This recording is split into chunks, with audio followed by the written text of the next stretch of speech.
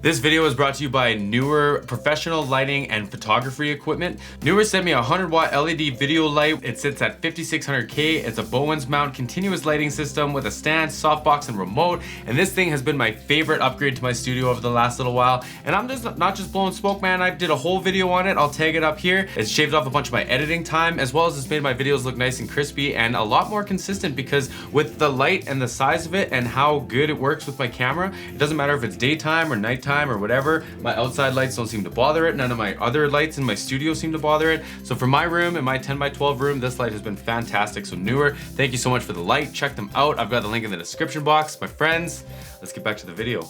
Turn on the radio, sounding like a disco.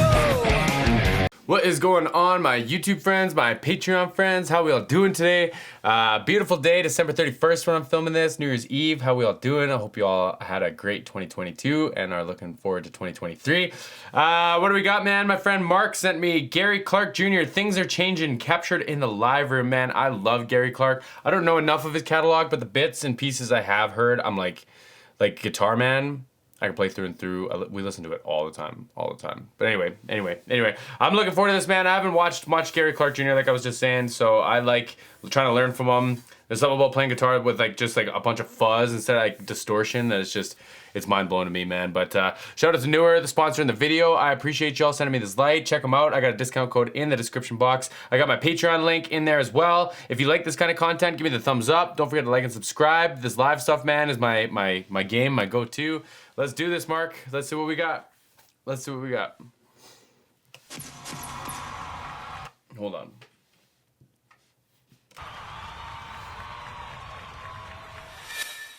Ooh, it's loud.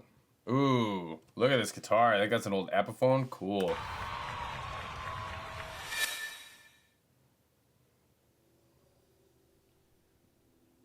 This is a thing called Things Are Changing.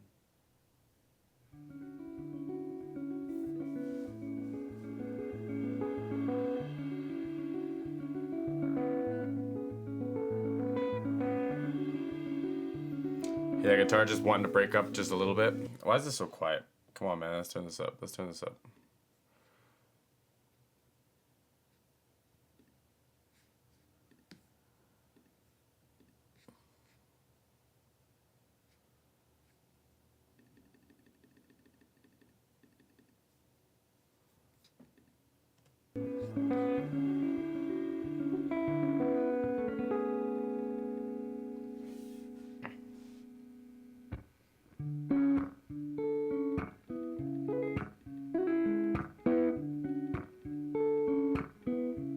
Okay, I'm gonna stop playing with it. So I want to say that like the most guitar playing I've seen Gary Clark Jr. do was on the Beyonce Ed Sheeran project when they did when he did the Stevie Wonder tribute. That's the most guitar playing I've seen, man. And this finger picking stuff is wild. It just breaks my brain. And he's so clean. Like you can hear it breaking up just a little bit, like I was saying with that fuzz, like just a bit. But I don't think there's a ton of gain going on here, man. I think this is all him playing. I think all this tone's in his hands.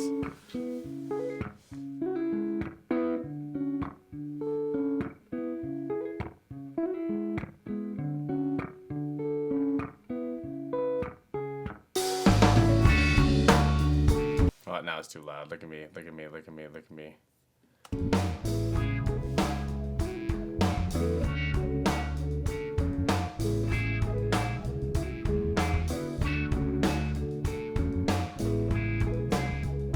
All kinds of cool guitars. Oh, baby, things are changing now. I can't tell what I'll be from here on out. Who will tell? Knowing that for now we shouldn't kiss and tell. It's so yeah. You walk up to me like a stranger, girl, and I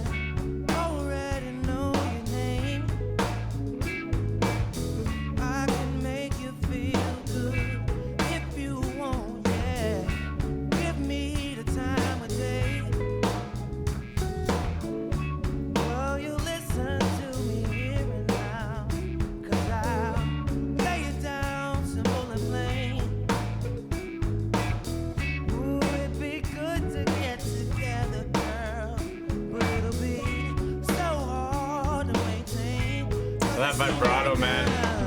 The double verse in the intro, man. This is so cool. This is so cool. What a jam. Shout out to this drummer, man. This is cool. Pasty cymbals are beautiful. They're really bright. They're like very, very, I want to say like orchestral. They just like pour and pour and pour, and I love them. I love them. They're almost, I don't want to say thin. They just don't have a ton of weight to them, but they ring and ring and ring like they do, man. 421s and toms are fantastic. I love that. I love that. I've got a classic 70s one. I lent to my friend Gabe. I got to get back one day so I can do a demo of it. This microphone over here, you normally see as like a trash mic. I can't remember what these are called, but they're like omnidirectional. So it does make sense for like a couple cymbals, because cymbals are so bright and loud and they just take up so much room. You only need one mic. One mic, pick up 2, 3, 4 of them. Like in some instances, you might do one mic per cymbal, but like that's a lot of overkill, man. Cymbals do a lot, so it makes sense to have an Omni mic doing that. I've just never seen that particular one doing that. I usually see it here, pointed at the drummer's crotch, as it were, or at like the rim of the kick drum, basically. So you get lots of like resonance and kind of bite off the drums. So it's kind of interesting too. But man, that snare drum's got some weight to it. Snare drum's got some weight to it. Gary's singing into a Shure SM7B. I think it's a great microphone for the setup. The thing is, where's mine? So on these microphones, like if you leave it, if you pull away from the microphone, there ain't much going on, right? You got to stay right on it. So like what's cool about that is the drummer buddy laying into the snare drum isn't going to interfere with Gary's mic, not very much, right? Because like you got to stay on it, but you're still getting a large diaphragm. It's still a big microphone versus like some of the smaller dynamic ones you see. Like some people saying it in situations like this into like the SM58s or 57s even. I guess 57 would be a more similar comparison. But like they're just small, and like if you're like me, I like large diaphragm mics. I think they sound better. I think that they do something, especially to a male's vocal. I think it's a great choice. Oh, baby, things are changing now. I can't tell where I'll be from here on out. Ooh, it's hell, knowing that for now we shouldn't kiss and tell when it's so good, yeah. So smooth.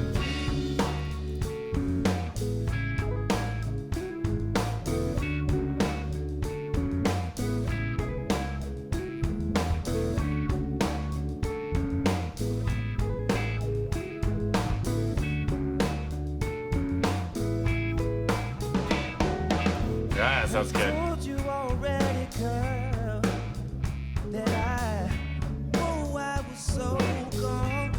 Yeah, yeah. But that sweet, sweet love, yeah, had me hanging on so strong. And I know now, girl, that I can stand alone. I was put here on this earth by myself, yeah. Oh, I gotta keep moving on, 'cause it seems like now. He's singing these runs too on top of that like hammer-on riff, diddle-oo, diddle-oo, whatever that finger picking riff is. Like, come on, man. This guitar is just another part of him. This guitar is just another part of his hands. You know what I mean? And the singing is just like another entity, all separated. It's just so cool to see. It's so cool to I see. gotta keep moving on, 'cause it seems like now. Oh, baby, things are changing now. I can't tell where I'll be from here on out. Ooh, it's hell, knowing that for now we shouldn't kiss and tell when it's so good, yeah, yeah. Oh, baby.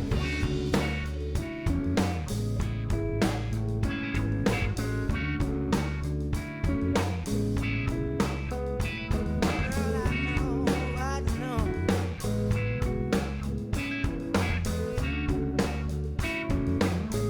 Beautiful room. While we're sitting here listening to this bass guitar, I just want to say that's exactly what Ampeg basses sound like. The bass amps, we call them fridges, just because they're huge. It's 8 10-inch speakers in that thing, in that bass cabinet there. Let me find it. And this guy over here, there's 8 10-inch speakers in this. And then this is just what they sound like. They're really like low mid forward, and it almost gets muddy, but it's like for some reason not a problem. It like adds to the support in the low end. It's almost like a harmonics thing. I don't know, but like in vocals, people always complain about like 250. It makes it like muddy. But in bass, it's like in this thing, it's like it's almost got like an over-represented 250, but it doesn't make it muddy like it does in a vocal. So I don't know, it's kind of cool, but it's got like a really nice weight to it. He's getting a really nice groove with this kick drum. But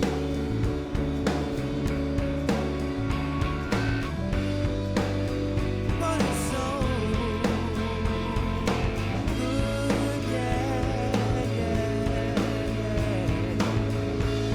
yeah. He's playing open amp too. Cool.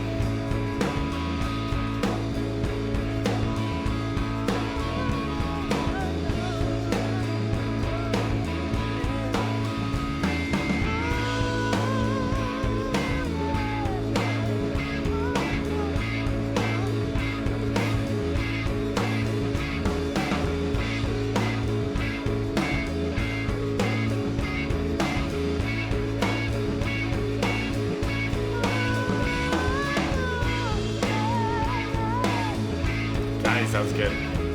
Sounds great.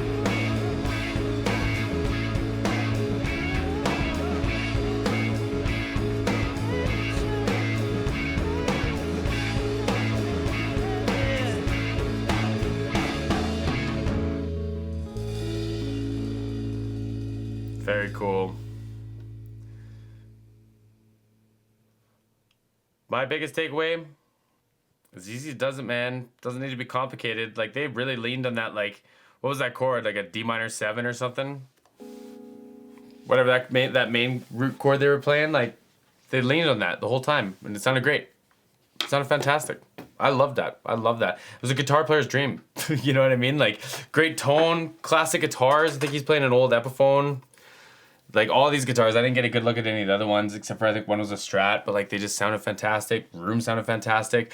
I have thoughts about this drum kit. I think they have a stereo, like a ribbon mic above the drum kit as well. So a ribbon mic doesn't have like a bunch of the top end stuff, and it doesn't have a bunch of the low end stuff. It's literally like a ribbon. Like, imagine if you have a ribbon and this is your spectrum and you flick it, like, it's gonna be most vibrant in the middle, right? So that middle is pretty wide. It just doesn't have a ton on the ends, right? And that's like, I'm oversimplifying how the microphone works.